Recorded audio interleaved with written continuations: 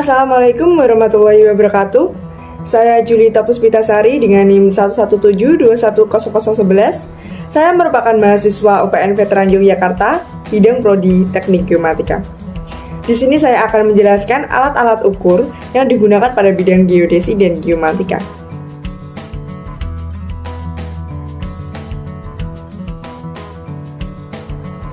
Sebelumnya, apa sih geodesi dan geomatika itu? Geomatika sendiri merupakan kepanjangan dari geodesi dan informatika. Namun geomatika seringkali disamaartikan dengan geodesi. Nah, geodesi sendiri merupakan disiplin ilmu yang mempelajari tentang pengukuran dan representasi bentuk dan ukuran bumi, termasuk medan gravitasinya dalam kerangka acuan 4 dimensi. Sedangkan geomatika merupakan disiplin terkait pengumpulan, distribusi, penyimpanan, analisis, pemrosesan, dan presentasi data atau informasi geospasial. Dalam melakukan pemetaan, baik pada proses pengumpulan data, pemodelan, analisis, dan pemrosesan data spasial, tentu diperlukan suatu alat ukur sebagai wahana pengukuran. Nah, alat ukur yang digunakan terbagi dalam alat ukur darat, alat ukur air, dan alat ukur udara. Alat-alat ukur tanah atau darat. Nah, di lingkup pekerjaan ukur tanah, yaitu menentukan titik-titik di atas permukaan bumi yang bertujuan untuk menghasilkan peta topografi. Lingkup yang lebih sederhana, pekerjaan pengukuran tanah meliputi yang pertama, mengukur jarak antar titik, yang kedua, menghitung sudut, yang ketiga, menentukan beda tinggi. Bentuk permukaan bumi tidaklah rata seperti globe karena terdapat daratan dan lautan yang konturnya berbeda-beda. Untuk menghasilkan peta topografi yang sesuai dengan kondisi asli di permukaan bumi, maka diperlukan berbagai macam jenis peralatan untuk pengukuran tanah. Ada banyak sekali alat ukur tanah, dan dari banyaknya alat tersebut dapat dikelompokkan menjadi 3, yaitu alat ukur sederhana, alat ukur optik, dan alat ukur elektronik. Alat ukur sederhana disebut alat ukur sederhana karena cara penggunaannya mudah dan sederhana, dan digunakan untuk mengukur satu macam ukuran saja. Contohnya ada meteran, kompas, dan klinometer. Yang pertama yaitu meteran. Meteran atau pita ukur biasanya berbentuk seperti pita yang memiliki panjang tertentu. Nah, terdapat 3 jenis meteran. Yang pertama ada meteran yang berasal dari kain, yang kedua ada meteran yang terbuat dari baja, yang ketiga meteran yang terbuat dari baja alloy. Fungsi dari meteran yaitu untuk mengukur panjang dan jarak dengan satuan milimeter, sentimeter, meter, inci, feet, dan yard. Cara penggunaan meteran cukup dengan merentangkannya dari suatu titik ke titik lainnya pada suatu objek bidang yang akan diukur. Nah, perlu diperhatikan bahwa peta ukur harus direntangkan pada arah horizontal, jadi tidak mengikuti bentuk permukaan tanah. Berikut merupakan contoh gambar pengukuran menggunakan pita ukur di bidang permukaan yang tidak rata. Yang kedua yaitu kompas. Dalam pengukuran tanah, sebaiknya digunakan kompas yang memiliki cairan nifo dan memiliki alat pembidik atau visir. Komponen utama yang ada di alat ukur ini yaitu jarum dan lingkaran berskala, di mana salah satu ujung jarum tersebut dibuat dari magnet atau besi berani.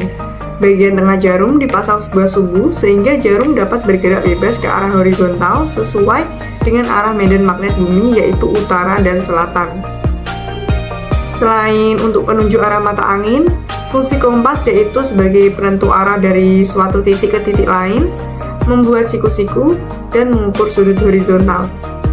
Cara penggunaan kompas yaitu pegang dan atur agar kompas dalam keadaan mendatar sehingga jarum dapat bergerak dengan bebas. Berikut merupakan contoh penggunaan kompas dengan benar. Yang ketiga ada klinometer. Nah, klinometer ini merupakan salah satu alat ukur sederhana yang digunakan untuk mengukur sudut elevasi antara garis datar dengan garis yang menghubungkan sebuah titik yang terdapat di garis datar dengan titik puncak sebuah objek. Fungsi klinometer adalah untuk menentukan besaran sudut elevasi saat mengukur tinggi objek secara tidak langsung.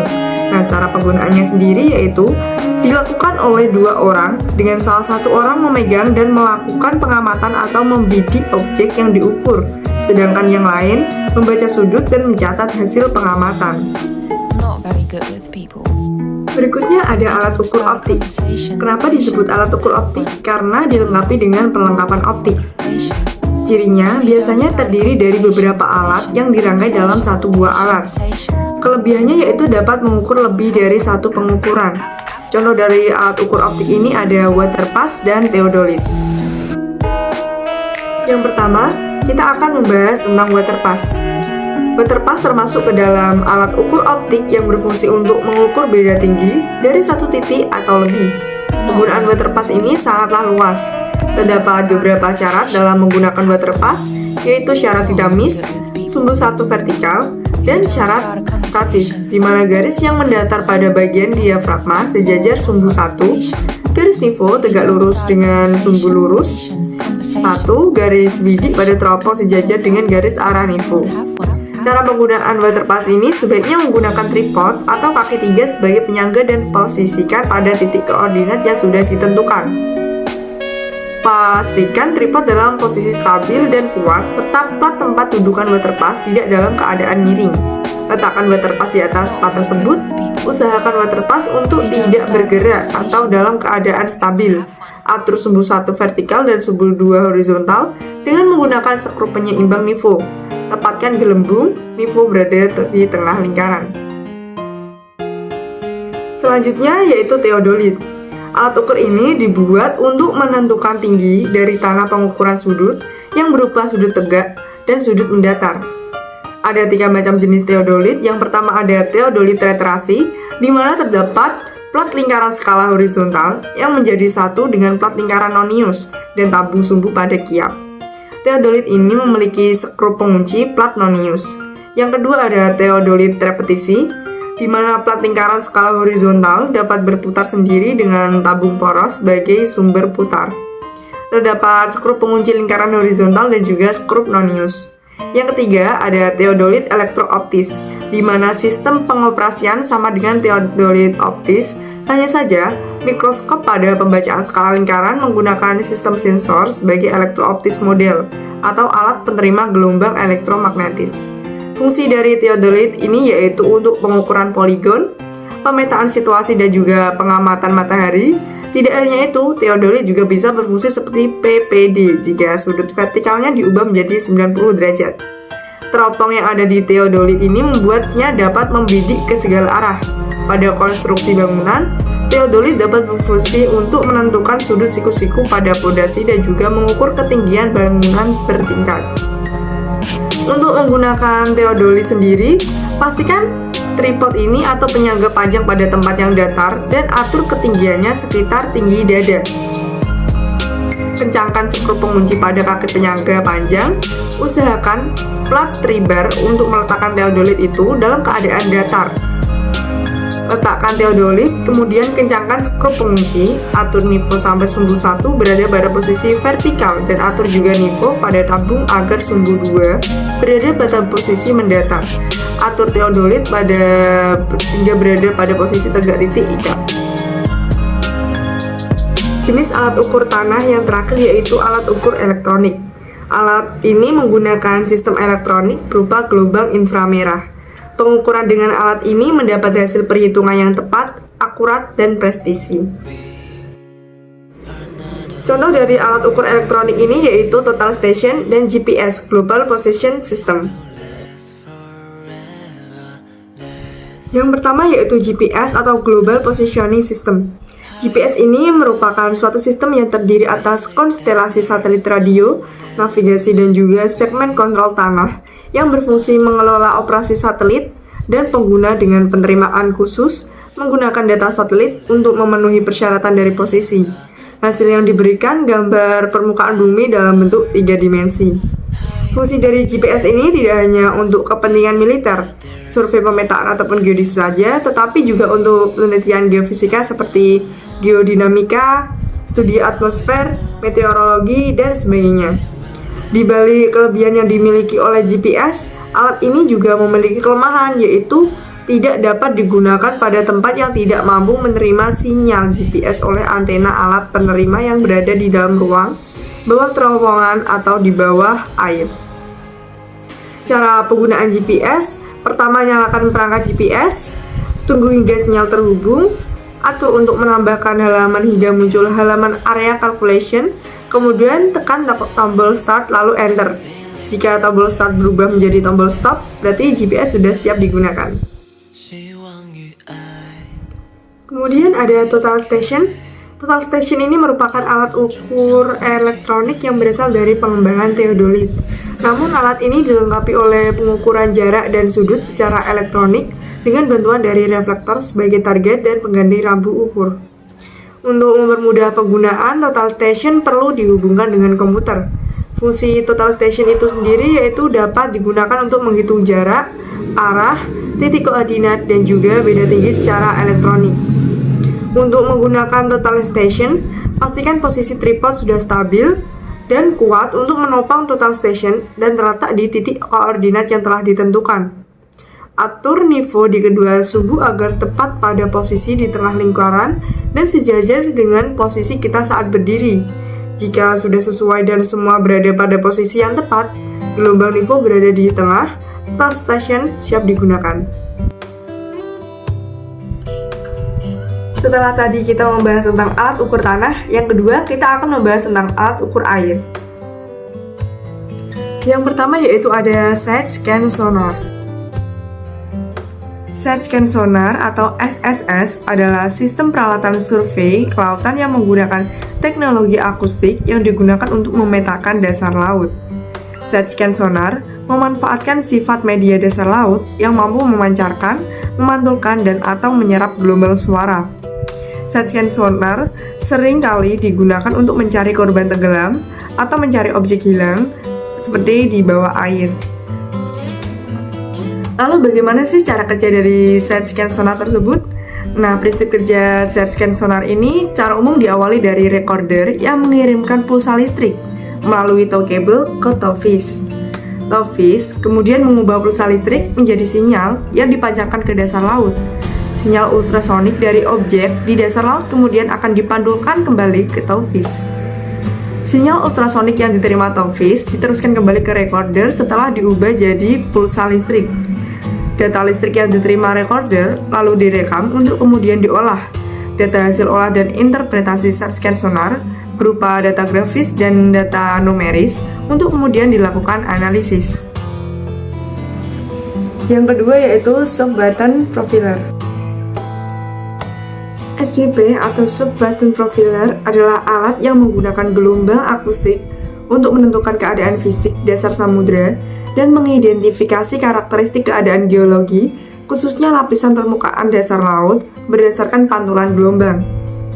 Pengolahan data survei seismik menggunakan SBP dapat menyediakan informasi spasial berupa interpretasi lapisan sedimen dan batimeri untuk menunjang rencana pemasangan kabel bawah laut di Selat Riau. Hasil interpretasi visual yang digunakan data graph sampler digambarkan sebagai peta sebaran sedimen. Lapisan penyusun sedimen pada permukaan dasar laut adalah lapisan yang sangat lunak hingga lunak dari lempung, lapisan pasir tercampur dengan lempung, dan lapisan lain yang diduga lapisan keras di dalam survei.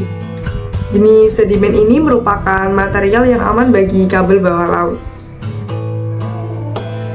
Kemudian ada echo sounder. Echo sounder merupakan alat untuk mengukur kedalaman air dengan memanfaatkan pancaran tunggal sebagai pengirim dan penerima sinyal gelombang suara. Echo sounder ini mengukur kedalaman air dengan mengirimkan getaran akustik melalui transducer dan memantulkan gema. Kedalaman dihitung dari waktu tempuh dua arah dari kecepatan suara dalam air. Ketika kapal bergerak, sebuah single beam echo sounder terus mendeting dari permukaan laut dengan suara yang bergetar, menghasilkan cetakan dari kedalaman bawah kapal. Selanjutnya yaitu Remote Operated Vehicle atau yang biasa disebut dengan ROV. Nah, ROV ini merupakan salah satu jenis robot bawah air yang dikendalikan menggunakan remote control. Komunikasi antara remote control dengan robot dapat melalui media kabel maupun non-kabel. ROV ini digunakan untuk melakukan penjelajahan, inspeksi, dan eksploitasi bawah air secara real-time. ROV ini digerakkan oleh operator yang berada di atas kapal dan dengan menggunakan remote control serta video yang tampak pada monitor, maka sang operator bisa mengarahkan ROV sesuai keinginan, Kabel digunakan untuk menghitung antara ROV dengan operator tersebut. Alat ukur air yang terakhir ada current meter atau yang biasa dikenal dengan alat ukur arus. Current meter atau yang biasa dikenal dengan alat ukur arus merupakan alat yang digunakan untuk mengukur aliran pada air rendah. Alat ini merupakan alat pengukur kecepatan yang paling banyak digunakan karena memberikan ketelitian yang cukup tinggi. Kecepatan aliran yang diukur adalah kecepatan aliran titik dalam satu penampung aliran air tertentu. Prinsip yang digunakan adalah adanya kaitan antara kecepatan aliran dengan kecepatan putar baling-baling current meter. Jenis-jenis current meter dibedakan menjadi dua, yaitu ada current meter dengan pengukuran non-otomatik, yaitu current meter dengan cara pengukuran atau perekaman data kecepatan arus yang harus dilakukan secara langsung oleh seseorang untuk membacanya. Biasanya alat ini ditempatkan pada suatu struktur tertentu. Lalu yang kedua ada current meter dengan pengukuran otomatik, yaitu current meter yang merekam data kecepatan arus tanpa selalu harus langsung diperiksa oleh penggunanya. Biasanya tipe ini memiliki sarana penyimpanan data yang cukup untuk jangka waktu pengukuran tertentu.